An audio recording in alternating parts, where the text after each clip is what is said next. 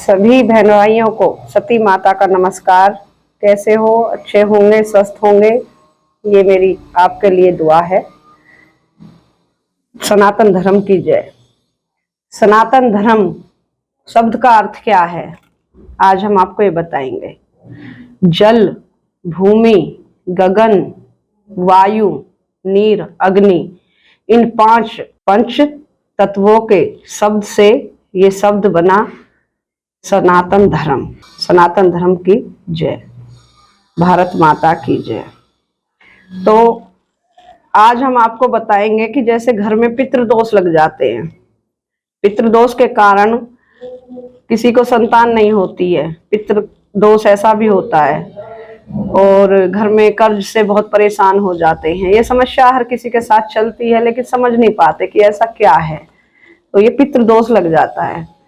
पितृदोष हटाने के लिए गया जाएं और वहां पितरों के नाम से स्नान करें। ऐसा कुछ नहीं है कि किसी उससे ही जाएं, आप किसी भी हर महीने की मावस या अमावस पूर्णमासी को जा सकते हो और अपने पितरों के लिए आप पिंडदान दे सकते हैं। दूसरा उपाय हमारा, पितरों के लिए जो जिस जातक को श्राप लग जाता है, पितरों का श्राप लगने पे क्या होता है कि 3 पीढ़ी तक उनको ये पितृ परेशान करते हैं। जैसे आपने देखा भागीरथ गंगा जी को क्यों लेके आए, क्योंकि उनके जो पितृ थे वो कई हजार वर्षों से उनको मुक्ति नहीं मिली थी। तब उनको किसी ने बताया कि भाई ऐसे ऐसे तुम्हें गंगा जी जाना पड़ेगा और गंगा माँ को यहीं लाना पड़ेगा, और वो अपने पितरों की शांति के लिए उनको गंगा लानी पड़ी पृथ्वी पे।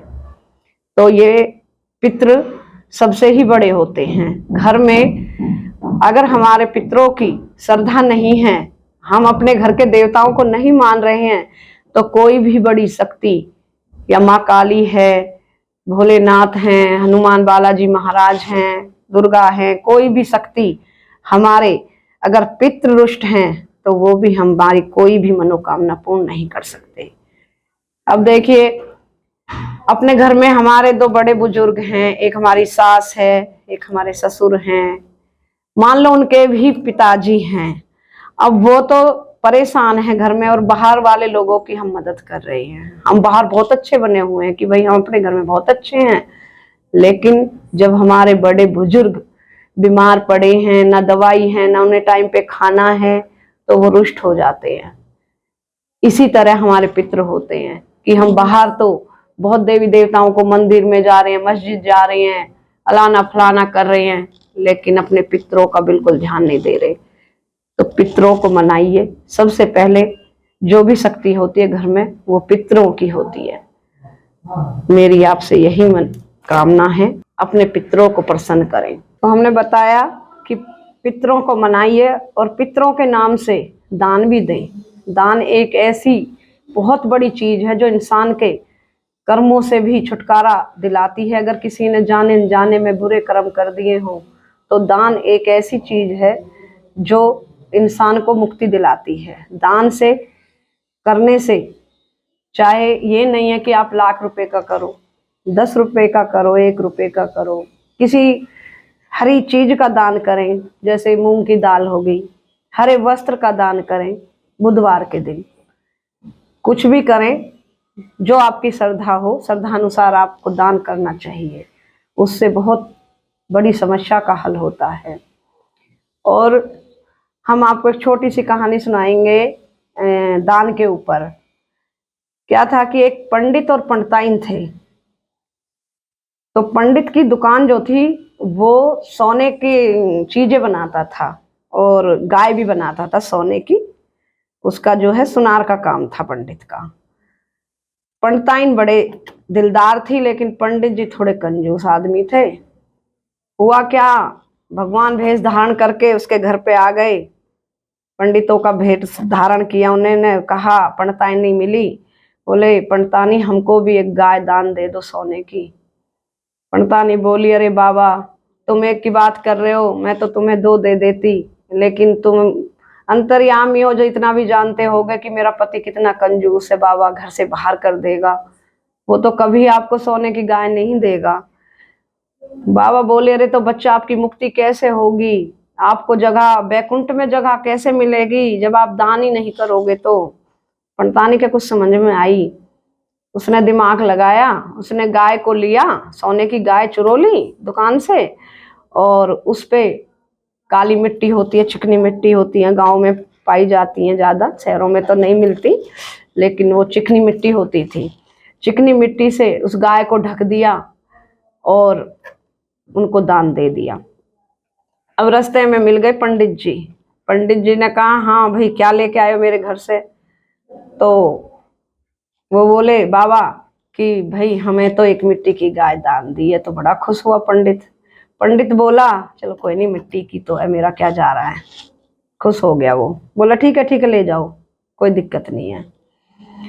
अब कुछ दिन बाद ऐसा हुआ कि पंडतानी बीमार हुई और पंडतानी की मृत्यु हो गई, समय से पहले बेचारी चलती बनी। अब जब वो बैकुंठ, एक वो होता है भवसागर, कहते हैं ना भवसागर पार करना, तो भवसागर पार करना था, तो उसके लिए वो गाय आ गई जो उसने दान में दी थी लेने के लिए, जो भवसागर पार करना था।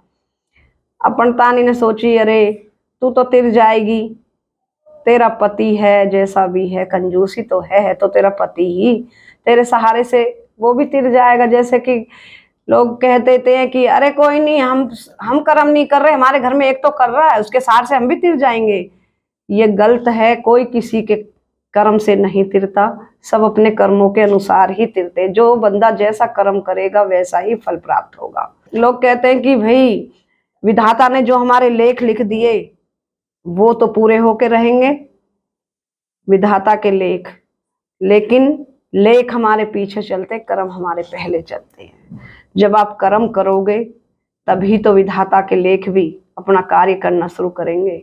घर में लेटे लेटे कहेंगे कि भगवान मुझे ये दे दे, भगवान मुझे वो दे दे। भगवान भी कहता है कि बाहर निकल, कुछ मेहनत कर, मैं तेरी कुछ मदद कर सकूं। तो इस तरह अब कर्मों से तो पंडित जी अपने से ही तिरने थे, पर वो उसकी घरवाली थी, भाई इसको तरस आ रहा था। उसने कही यम के दूतों से कहा कि ठीक है जी, मैं गाय आ गई मेरे लिए, आपका काम खत्म। देखो मैं अभी, इतने मेरे पंडित जी नहीं आते, चाहे 1 महीना लग जाए 2 महीना लग जाए, मैं यहीं पे रहूंगी और मैं अपने पंडित जी के साथ ही आऊंगी। ठीक है जी। 2 महीने बाद पंडित जी भी आ गए। अब पंडित जी गाय को देख के बोले कि अरे पंडतानी तेरे लिए गाय कैसे आई, मेरे लिए गाय क्यों नहीं आई। अब पंडतानी अगर सच बताए तो भी फजीता। अब पंडतानी बोली अरे पंडित जी कोई नहीं, बता देंगे क्या है, तुम एक काम करना, तुम्हें तो गाय पे बैठने नहीं देंगे, मैं तो गाय पे बैठूंगी और तुम पूंछ पकड़ लेना, कस के छोड़ना नहीं। बोला ठीक है। पंडित जी के दिमाग में तो वही रोल घूम रहा, भाई इसके लिए गाय क्यों आई, मेरे लिए गाय क्यों नहीं आई। जब 20 धारा में पहुंच गए, थोड़ी सी दूर रह गई, फिर पंडित जी ने बोली पंडतानी अब तो बता दे, आधे रास्ते आ गए, कि गाय तेरे लिए कैसे आई, मेरे लिए कैसे नहीं आई। पंडतानी ने बहुत कहा कि अरे आप पूछ मत छोड़ना, पूछ पकड़े रहो, मैं सारी कहानी बता दूंगी। नहीं अभी बताओ, क्योंकि उसे तो तिरना ही नहीं था ना। बोली अभी बताओ। पंडतानी ने बोला कि पंडित जी उस दिन जो एक मिट्टी की गाय मैंने बाबा को दान की थी, वो मिट्टी की नहीं थी, वो सोने की थी, वो ही गाय मेरे लिए आई है, और तुमने सोना दान नहीं करा तो इसलिए तुम्हारे लिए नहीं आई। अब पंडित जी ने ताली बजाई, ठेपू छुट गई। पंडित जी 20 धार में तैर गए। क्या करती बेचारी पंडतानी, रोती रह गई। तो भाइयों बहनों, जो भी तिरता अपने कर्म से तिरता है, कोई किसी के उससे नहीं तिरता। कर्म अच्छे करो। सभी कहते हैं, देखो सत्संग, कहीं प्रवचन, सभी संत, सभी ये चीज समझाते हैं, और अच्छा इंसान समझता भी है, लेकिन क्या है थोड़ी सी देर के लिए उसके हृदय में एक ज्योत जलती है और फिर उस लालच में खो जाते हैं, फिर अपनी उसी दुनिया में आके खो जाते हैं। अगर सारा ही संसार इस तरह की चीजों पे अमल करने लगे तो ये फिर हमारे भारतवर्ष की तो बात ही क्या है। लेकिन हाँ करेंगे, धीरे धीरे धीरे लोग जुड़ रहे हैं, आस्था बहुत है हमारे भारत देश में, बहुत आस्था है, और इसी वजह से धरती और आसमान टिके हुए हैं। जय माता की, जय भारत माता की।